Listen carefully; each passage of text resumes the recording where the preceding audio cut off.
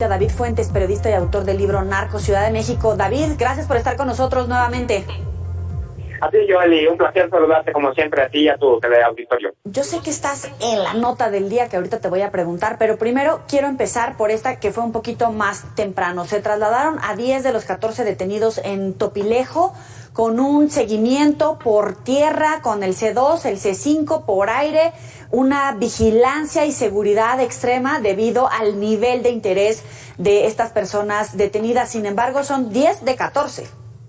Sí, así es, una situación que incluso lo comentábamos ayer, ¿no? Es un poco a lo que nos referíamos cuando tratábamos de argumentar desde la propia Secretaría de Seguridad Ciudadana, la propia Fiscalía, no está como capacitada ni tiene tantos elementos o argumentos para hacer frente a la delincuencia organizada como tal. Estas 4 personas, según la información que se ha dado a conocer y que pues obviamente difundió parte de la defensa de estos 4 detenidos, hay que decirlo de alguna otra manera, se les relacionó con el crimen organizado, pues resulta que 2 eran unos trabajadores de un predio contiguo a donde se registraron los hechos, a esta casa donde fue la balacera, y que según la información proporcionada por ellos mismos, estos presuntos delincuentes se saltaron una malla ciclónica pues para tratar de refugiarse en ese lado. Estas personas abrieron esa puerta para que ingresaran los policías a detenerlos y aún así pues se los llevaron detenidos. Las otras 2 personas eran vecinos del mismo lugar que obviamente pues al momento de escuchar las detonaciones, al momento de darse cuenta de lo que estaba sucediendo, pues intentaron asomarse al lugar para pues observar, y en ese momento también fueron detenidos. Afortunadamente, todas estas situaciones fueron valoradas y tomadas en cuenta por el juez que lleva el caso y determinó pues simplemente no vincularlos a proceso, dejarlos en libertad, porque no había los suficientes los elementos necesarios para continuar con la investigación en su contra. De las otras personas ya se encontraron elementos suficientes y ahora pues tendrán que demostrar ante el juez que efectivamente son o no son elementos de la delincuencia organizada, y de serlo, pues obviamente van a iniciar el proceso legal en su contra. Y sí, como lo comentas, es de llamar la atención, pues este enorme despliegue policíaco que realizaron las autoridades capitalinas para evitar, pues, como se dice en el argot, un susto, ¿no? Iban muy asegurados y ahora lo que hace falta, porque como en la mayoría de estos casos, Joely, no solamente el detenerlos o el presentarlo ante los medios de comunicación significa un buen trabajo. El buen trabajo de las autoridades es detenerlos, presentarlos como presuntos delincuentes de la integrantes del narcotráfico y llevarlos ante la justicia y juzgarlos como tal para enviar un mensaje correcto hacia la ciudadanía y hacia la propia delincuencia, ¿no? En el sentido de que aquí pues no se van a poder asentar, como ya lo mencionaron las autoridades. Enfrentan cargos por posible comisión de delitos de homicidio en grado de tentativa, asociación delictuosa, aportación de armas y cartuchos, secuestro agravado, delitos contra la salud y cohecho. No es cosa menor. No es cosa menor. El punto ahora es en la Fiscalía Capitalina. Ya le corresponde al Ministerio Público demostrar con hechos ante un juez que efectivamente todos estos cargos son imputables, es decir, que sí se le puede fincar cierta responsabilidad a estas 10 personas o quizá a menos personas, y también relacionarlos con la delincuencia organizada, porque te repito, de nada sirve presentarlos ante un juez y resulta que de los 10, 5 o 6 personas realmente pues no encajan en esta imputación. Tú recordarás un caso muy emblemático, el primer golpe fuerte que aparentemente asestó Omar García Harfuch a la Unión Tepito, de una detención de 24 personas en una vivienda de la zona de Tepito justamente, que fue muy sonada y que fue pues muy difundida y que fue muy presumida por la propia policía capitalina, y que tristemente al final del día las 24 personas quedaron libres, ¿no? No se trata, te repito, solamente de detener por detener. se trata de hacer un trabajo bien, un trabajo de investigación, de inteligencia y poder imputar a estas personas, porque si no, los que quedan en ridículo es la propia autoridad capitalina al intentar presumir que combate la delincuencia organizada cuando en realidad pues no pueden siquiera hacer una buena detención. Es una prueba de fuego en todo caso. ¿De verdad las autoridades crees que hayan aprendido precisamente de esos errores, de esas omisiones, que tengan una mejor capacitación, incluso que las instituciones no estén penetradas, sobre todo por esos cárteles?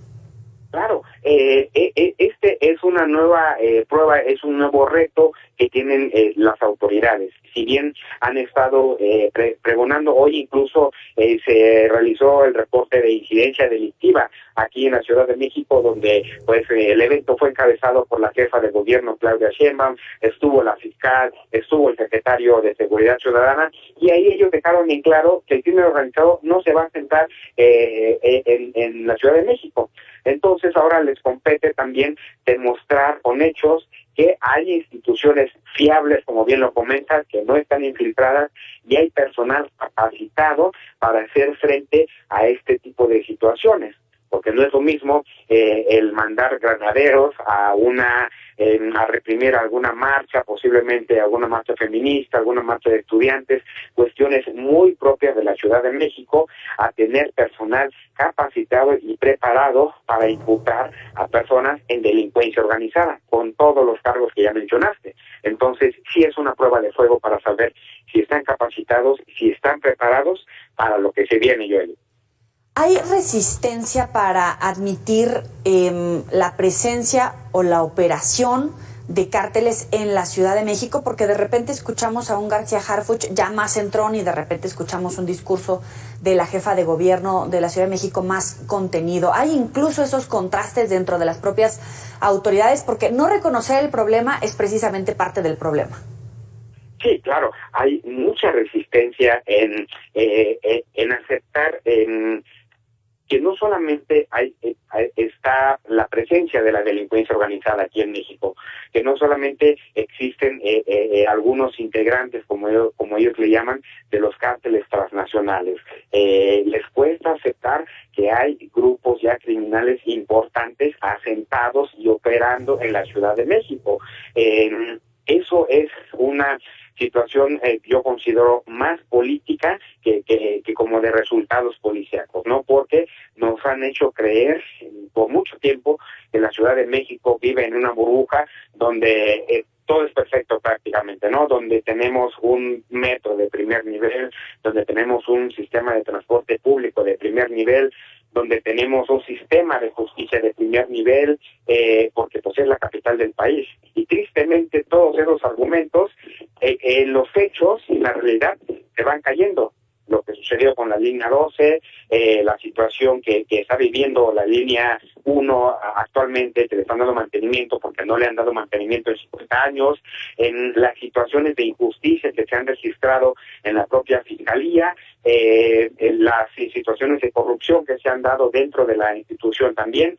Entonces, no es lo mismo que nos hayan hecho creer que vivimos en una burbuja a estos hechos. Y lamentablemente la realidad nos está alcanzando. Y les cuesta, claro que les cuesta aceptar que ya hay presencia en activo de grupos o de cárteles transnacionales aquí en la Ciudad de México. Ya que tocas el tema de la línea 12 del metro, hoy Orcasitas recibe malas noticias. Tú estás dando seguimiento a esta información también de primera importancia en desarrollo.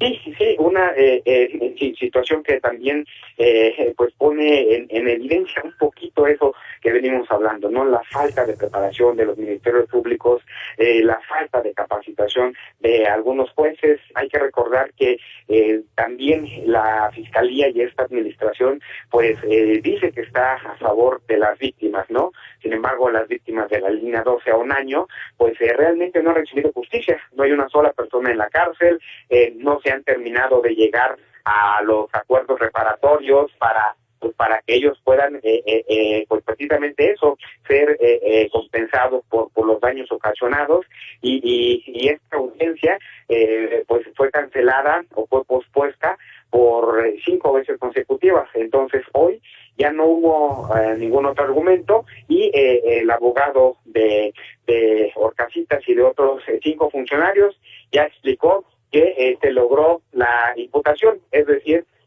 pues sí hay una indagatoria en contra de los exfuncionarios, y ahora solo falta determinar los tiempos que va a dar el juez, es decir, saber si estas personas estarán en prisión domiciliaria o si estarán en algún penal de aquí de la Ciudad de México, y pues en cuánto tiempo se resuelve, cuánto tiempo da el juez para la conclusión de la investigación y determinar si son culpables o no, Joel. Pero nuevamente está ahí a prueba, ¿no? El gobierno federal de la Ciudad de México, la Fiscalía, por supuesto, de la Ciudad de México, porque pues es una desgracia que pasa en obras que fueron construidas durante administraciones afines a López Obrador, en su caso Marcelo Ebrard, o sea, todos los jefes de gobierno de aquí para atrás, funcionarios de esas administraciones, o sea, no hay manera de decir o culpar a gobernadores del pasado, y esta tragedia sucede precisamente durante esta administración, y lo importante es saber si van a acceder a la justicia o va a haber una cuestión política por encima de las leyes.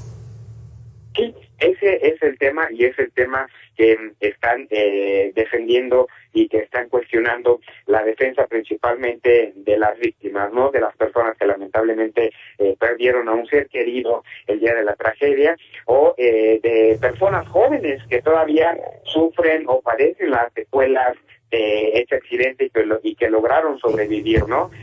¿Qué hace la autoridad? Imputa a sus propios compañeros de partido político, les finca responsabilidades, estamos hablando en tiempos electorales, a continuación de la presidencia de la República, o los perdonas por ser del mismo bando. Esa es la situación en la que viven las víctimas, y mientras todo eso pasa, las víctimas no han recibido justicia. Entonces, contra eso también tiene que enfrentarse el propio sistema de justicia aquí en la Ciudad de México, contra esos cuestionamientos políticos y contra sus propios dichos, porque ellos han mencionado que la Ciudad de México y que la propia Fiscalía actualmente es una fiscalía en favor de las víctimas y que apoya a las víctimas, y que de momento eso no se ha reflejado, y prueba de eso es este caso de la línea 12, Yoli. David Fuentes, como siempre, un gustazo platicar contigo. Igualmente, Yoli, gracias a ti. Buenas noches. Sabe que puede recuperar estas y otras entrevistas en nuestros siguientes espacios informativos en las redes sociales. También puede seguir a David Fuentes con este nombre, anteponiendo el @ periodista y autor del libro Narco Ciudad de México.